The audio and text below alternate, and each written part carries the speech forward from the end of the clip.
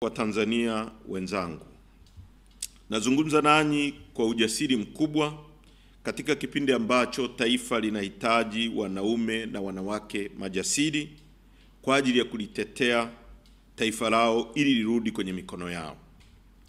Ujasiri wangu unatokana na jinsi ambavyo mnatuunga mkono, kwa sababu chama mnachokipenda Chadema kimebeba ajenda na hitaji la wananchi kwa sasa kwa uaminifu mkubwa.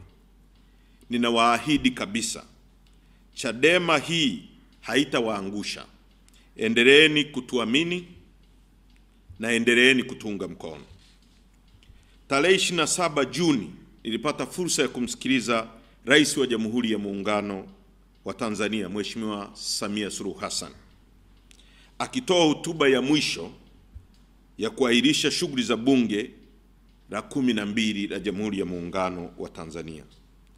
Chadema kama chama kikuu cha upinzani, kwa niaba ya wananchi, nataka kuzungumza mambo yafuatayo kutoka katika hotuba hiyo ambayo ilipokelewa kwa hisia zisizo na uchangamfu.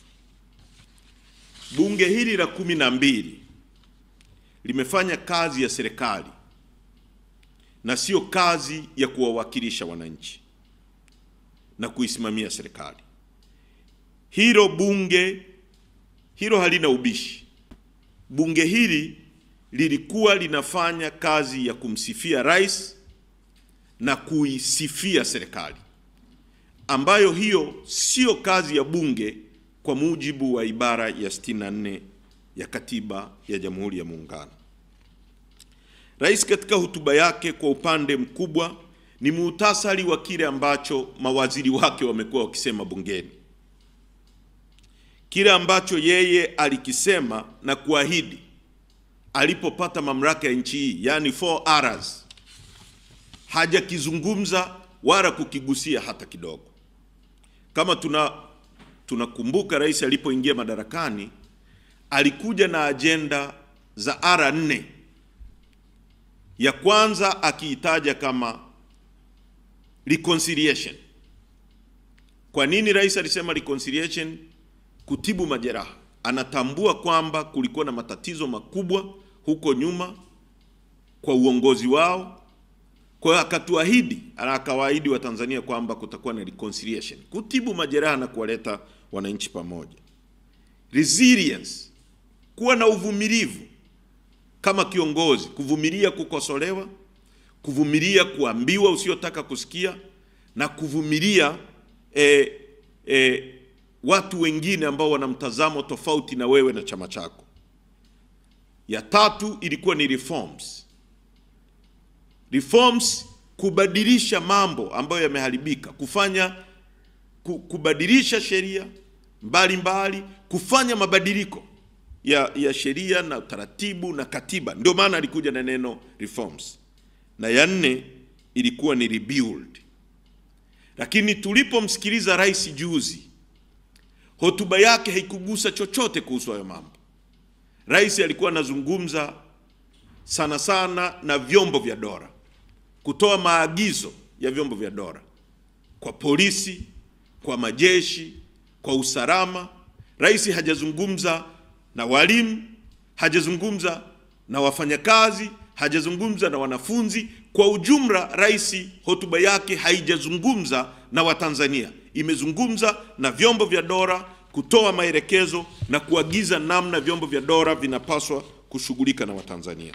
Sisi kama Chadema tulipomwona rais anazungumza na bunge, alikuwa anazungumzia mambo mazito na makubwa kwa lugha rahisi sana. Jambo la watu kutekwa, ambayo mpaka sasa polisi wanatuhumiwa kuhusika kwenye matukio ya kuteka watu, na mtakumbuka kwamba kuna kesi ya ndugu yetu Mdude Nyagali ambao polisi na vyombo vya dola vinatuhumiwa. Alilizungumza kama ni jambo dogo sana. Watu kutekwa, watu kupotea, familia kubaki na vilio na maumivu. Rais amesema kwamba watu wanapotea. Hakuna namna yoyote ambayo mtu mzima anaweza kupotea kutoka nyumbani kwake katika mazingira yoyote. Mifugo, ng'ombe na mbuzi ndio wanaweza kupotea. Binadamu hawezi kupotea kwa sababu binadamu anajua kwake, na hawezi kupotea mtu wa kwanza, wa pili, wa tatu, wa nne, mpaka wa 10, mpaka watu kwa mamia ambao orodha yao ipo ya watu ambao wametekwa na hawajulikani walipo. Tulitegemea rais alizungumze swala hili kwa lugha nzito na ya ukali, na ikumbuke kwamba rais huyu pia alipotekwa ndugu yetu Ali Kibao alitoa agizo kwamba ndani ya muda mfupi Ali Kibao taarifa zake ziwe wazi na ijulikane ni kina nani waliohusika na vyombo vya dola vichukue hatua. Lakini mpaka sasa tunavyozungumza, hilo jambo halijawahi kutolewa wazi, wananchi hawajui, hofu inatanda. Wamepotea wengine, wakina Deusdedit Soka, wakina ndugu yetu Kipanya na wengine wengi chini ya utawala wake. Ni uongo wa wazi ukimsikiliza rais alichokuwa anasema kwamba kuna uhuru wa vyama vya siasa kufanya shughuli zake, lakini ni uongo wa wazi kabisa. Vyama vya siasa, hasa chama chetu, ukiacha vyama vingine vya kwao vya mfukoni ambavyo wanaushirika nao, wanaofanya navyo kazi, chama chetu kimezuiliwa kufanya shughuli zake kinyume cha utaratibu wa sheria, kinyume cha utaratibu wa kikatiba. Rais anapokwenda kusema bungeni kwamba kuna uhuru wa kufanya siasa, wakati huo huo mwenyekiti wetu Tundu Lissu yuko ndani kwa sababu ya kufanya siasa, kwa sababu kesi ya Tundu Lissu ni kesi ya uongo. Hakuna namna mtu anaweza kufanya uhaini peke yake. Ndugu wa Tanzania, mtakumbuka kwamba kwa mujibu wa sheria zetu, ili ufanye uhaini lazima ule njama. Kuna kitu kinaitwa conspiracy, na mtu hawezi kufanya conspiracy peke yake, hawezi kula njama peke yake. Kwa hiyo kitendo cha kumkamata Lissu kwa kumpa kesi kubwa ambayo hakuna mtu mwingine yoyote ambaye yuko naye, inaonesha kabisa ni kesi ya uongo. Mtakumbuka swala la kina Lembrus Mchome, kesi mbalimbali ambazo chama chetu kinashambuliwa. Hii yote inaonesha kwamba anachosema rais kwamba kuna uhuru wa vyama kufanya siasa ni uongo. Sasa ofisi ya msajili inatumika pia kuvuruga siasa za nchi yetu, kuvuruga demokrasia. Na mimi natamka mbele yenu kwamba msajili msaidizi Bwana Sisti Nyahoza ni adui namba 1 wa demokrasia katika nchi hii. Hata nilipokwenda kanisani, mimi ambaye nimezaliwa na nimekulia kwenye familia yangu ambayo ni familia ya Kisabato, nimekwenda kanisani, lakini Bwana Sisti Nyahoza ametuandikia barua na kunitishia mimi kwamba nilipoenda kanisani nimefanya siasa. Mtakumbuka kwamba hata wakati wa ukoloni, hata wakati wa makaburu, walipozuia vyama kama ANC kufanya siasa, walipovifuta vile vyama, lakini watu walipokwenda kwenye makanisa, walipokwenda kwenye misiba, walipokwenda kwenye harusi, serikali ya kikaburu na serikali ya wazungu hazikuwafuata kule kuwatishia na kuambia nini cha kufanya kwenye makanisa na kwenye misikiti na kwenye misiba. Rais amezungumza kuhusu kazi ya bunge ya kutunga sheria, na hapa specifically alizungumza kuhusu sheria ya uchaguzi, sheria ya Tume ya Taifa ya Uchaguzi ambayo ni sheria namba 2 ambayo ni hii hapa ambayo nitaizungumzia. Kwa bahati mbaya sana, sisi kama Chadema tulipeleka marekebisho 38 kwenye maeneo mbalimbali ya sheria na kanuni, tukitaka yawe sehemu ya sheria mpya na kanuni za uchaguzi. Lakini kwa sababu ya kiburi cha viongozi walioko madarakani hayakuzingatiwa. Lakini wametoka na hii sheria namba 2 ambayo wamekuwa wakiitumia kama propaganda ya kuwaambia ninyi wa Tanzania kwamba kuna sheria mpya ya Tume ya Taifa ya Uchaguzi, lakini kuna sheria mpya ya uchaguzi. Sasa nitazungumzia baadhi ya vipengele vya kuwaonesha kwamba hakuna sheria yoyote mpya au hii sheria ya Tume ya Taifa ya Uchaguzi haitatumika kusimamia au kuunda tume ya kusimamia uchaguzi. Ukisoma ibara ya 27 ya sheria hii inasema hivi: mara baada ya kuanza kutumika kwa sheria hii, mtu yoyote ambaye ni mwenyekiti, makamu mwenyekiti au mjumbe wa tume ataendelea kushika madaraka hayo hayo mpaka pale ujumbe wake utakapokoma. Yaani imetungwa sheria mpya, hii hapa inaitwa sheria mpya ya Tume ya Taifa ya Uchaguzi, na Tume ya Taifa ya Uchaguzi inaitwa Tume Huru ya Taifa ya Uchaguzi. Lakini hii sheria kifungu cha 27 inasema wale waliokuwepo, kwa maana ya mwenyekiti wa tume, makamu mwenyekiti wa tume, mkurugenzi wa tume, wajumbe wale watano kwa majina ya makamishna, wataendelea kuwa viongozi kwenye hiyo tume mpaka ujumbe wao utakapokoma. Maana yake ni nini? Maana yake ni kwamba Watanzania mnaambiwa kwamba kuna Tume ya Taifa ya Uchaguzi au kuna sheria ya Tume ya Taifa ya Uchaguzi, lakini hiyo sheria inatumia tume ya zamani ya uchaguzi. Kwa hiyo ni ile ile tume iliyokuwa chini ya Jaji Mwambegere, iliyokuwa chini ya kina Kairima kama mkurugenzi, iliyokuwa chini ya mtu kama Omar Ramadhani Mapuri ambaye ni katibu mwenezi wa CCM, sasa itaendelea kuwa kwenye kusimamia uchaguzi ambao unaitwa uchaguzi utakaosimamiwa na Tume Huru ya Uchaguzi. Ukisoma vile vile sheria ya uchaguzi yenyewe, wamehadaa Watanzania na wanataka kuhadaa jumuiya za kimataifa kwamba sasa wamepiga kuna sheria inayokataza mtu kupita bila kupingwa.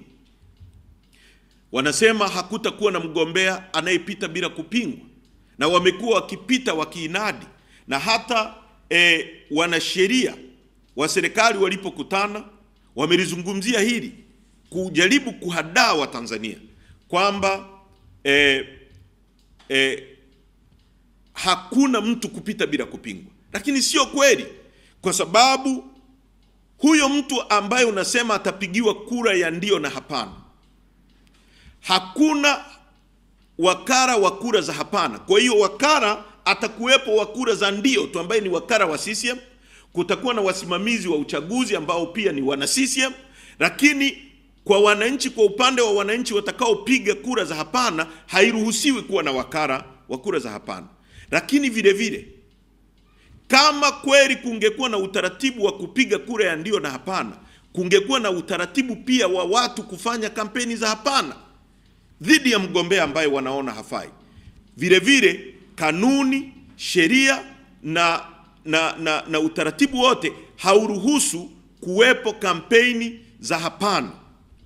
Ukiangalia kwa undani, haya mambo yanaendeleza kutokuwepo kwa uchaguzi huru, haki na wawazi, kwa sababu hakuna mambo yote yale tuliokuwa tunalalamikia: mawakala kuondolewa kwenye vituo, mawakala, ukisoma kanuni ya 16 ya kanuni zilizotungwa na Tume ya Taifa ya Uchaguzi ambazo sisi mpaka sasa tumekataa kuzisaini, zinasema hata wakala hataruhusiwa kuingia na simu kwenye kituo cha matokeo, kituo cha kupigia kura. Sasa kama wakala ambaye ni mwakilishi wa mgombea haruhusiwi kwenda kwenye kituo na simu, ikitokea hata huyo wakala ameugua tumbo, amepata headache, amepatwa na tatizo lolote, anamuinform vipi, anamtaarifu vipi mgombea ili mgombea aweze kuleta wakala mwingine kwenye kituo? Wakati wa Tanzania wanalalamikia mambo yote haya, serikali inaonekana haiwasikilizi, rais hawasikilizi. Inaonekana kuna kiburi cha hali ya juu ambacho kinaonesha kabisa kwamba hawahitaji kura za Watanzania. Sisi wanasiasa au katika hali ya kawaida, mgombea au chama chochote cha kisiasa kinachoheshimu wananchi na kinachojali kura za wananchi kinajenga mahusiano yake na wananchi ili wananchi wakiamini waweze kukipigia kura. Tunayoyaona kwa sasa hayaelekezi serikali katika kujenga mahusiano na wananchi. Viongozi wanapigwa, takumbuka yaliyomkuta Padri Charles Kitima kwa kushambuliwa. Hii ni kujenga mahusiano mabaya kati ya serikali na wananchi. Wananchi wanapotekwa na serikali yao iko kimya, wanasema wamepotea. Hii ni kujenga mahusiano mabaya kati ya serikali au viongozi na wananchi. Mmeona yaliyotokea kwenye kanisa la Askofu Gwajima, ambapo polisi wamekwenda kwenye kanisa, wameshambulia waumini waliokuwa wanamwabudu Mungu kwenye kanisa hilo. Hii yote inakuambia kwamba CCM na serikali yake na Rais Samia hajali tena mahusiano, wala hataki mahusiano na wananchi. Sasa kama rais ambaye anataka kuongoza wananchi hataki mahusiano na wananchi, maana yake ni kwamba hahitaji kura za wananchi. Kwa sababu kama angekuwa anahitaji kura za wananchi, angejenga mahusiano yake na wananchi yawe mema ili aweze kumpigia kura. Kwa hiyo hawa watu hawahitaji tena kura za wananchi na hawasikilizi wananchi, kwa sababu hawaamini kwamba kura zenu zinawaweka madarakani. Katiba yetu ibara ya 21 inatamka wazi, hii katiba ya mwaka 77, kwamba mwananchi lazima wewe ndio ushiriki katika kuongoza nchi yako. Unashiriki kuongoza nchi kwa namna gani? Kwa kuwaweka viongozi madarakani kwa kura yako. Unakwenda kwenye chumba cha siri ukiwa peke yako na Mungu wako, unaamua kumchagua John Heche kuwa mbunge wako, kwa sababu unamwamini, unaamini atasikiliza, atakuelewa na atakuwakilisha. Unaenda kwenye chumba cha kupigia kura, unaamua kumchagua mtu fulani awe rais wako, kwa sababu unamwamini, unajua atasimamia yale.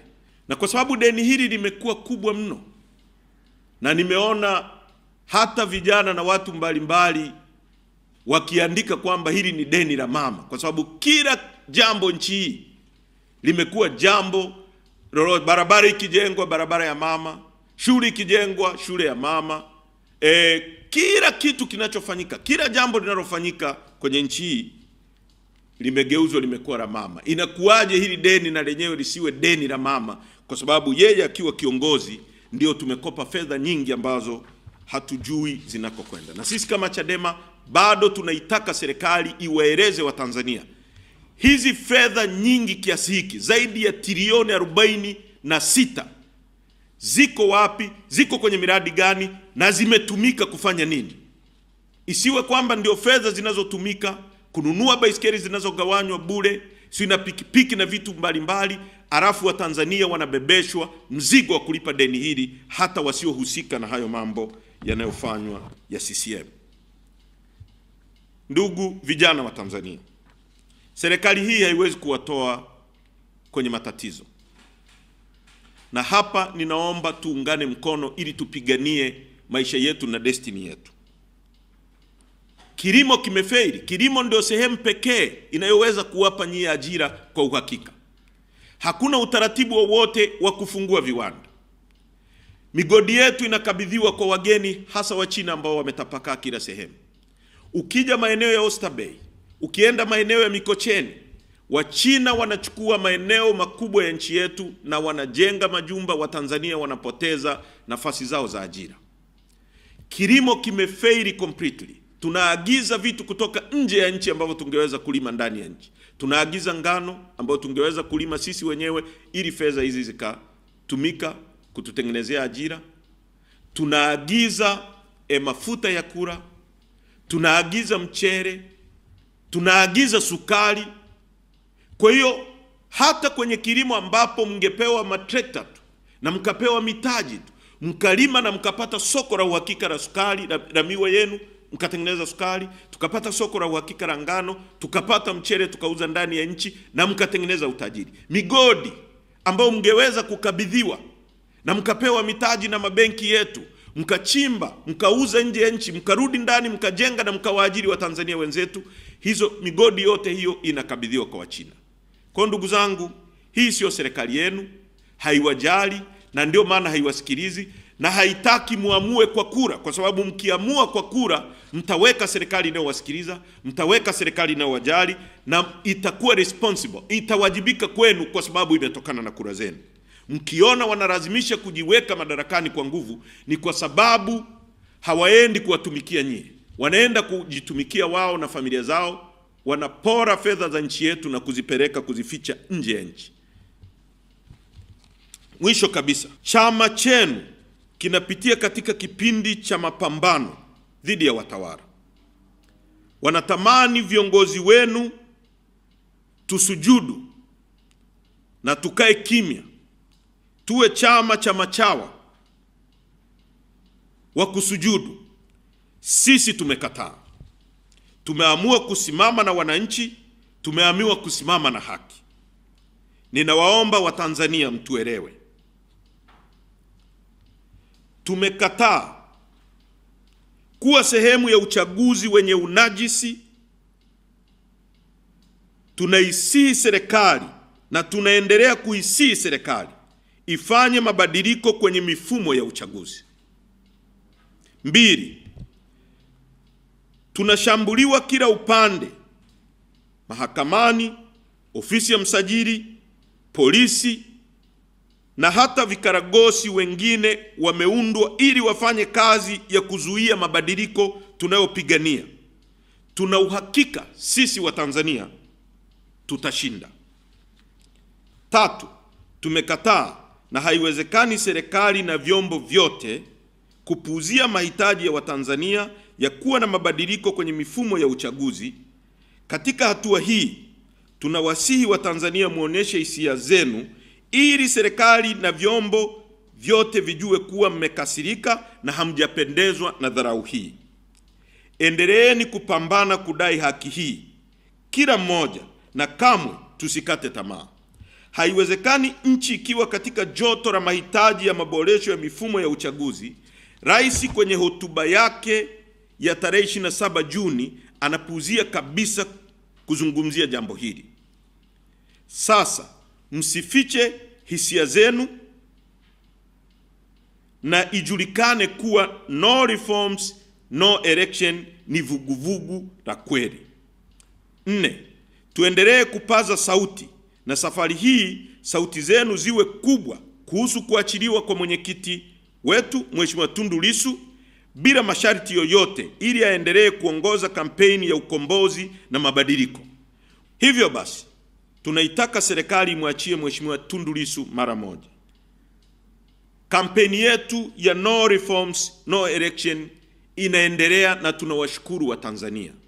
Tuendelee kufanya kampeni hii kila mahali, kila kona, kwenye mitandao ya kijamii, kwenye misiba, misikitini, makanisani, kwenye harusi, kwenye kila tukio la kijamii.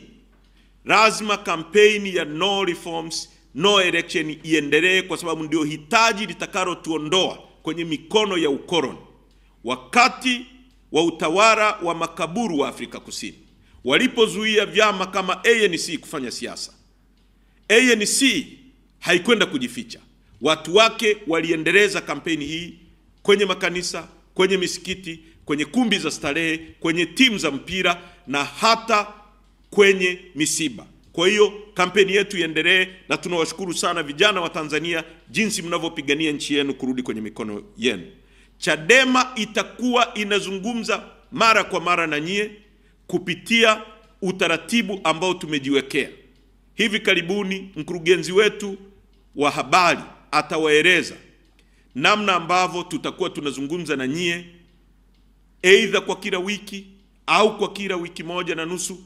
Tutawaeleza na tutaweka namna ambavyo tutajumuika na pamoja kuzungumza kuhusu masuala ya nchi yenu. Asanteni sana.